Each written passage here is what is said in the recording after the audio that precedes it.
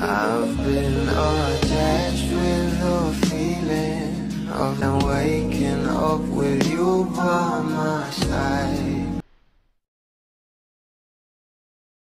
Marami na nga talagang mga bula ang excited sa album ng ating Bel Mariano na And Solemn, na kung saan ito nga ang part 2 ng kanyang album na Somber. At ngayon nga guys ay nalaman nga natin na magkakaroon pa ng album launch ito sa Skydome, na ayon nga sa Star Pop PH, where will you be on the night of January 27, 2024? Do you want to have a solemn moment with Bel Mariano? Join her at the solemn album launch at the SM North EDSA Skydome, 7 p.m. Stay tuned for updates, dahil talaga namang inaabangan nga ng maraming bula ang magiging concert din ng ating Bel Mariano, dahil talaga namang sobrang gaganda nga ng mga kanta ng ating Bel dito.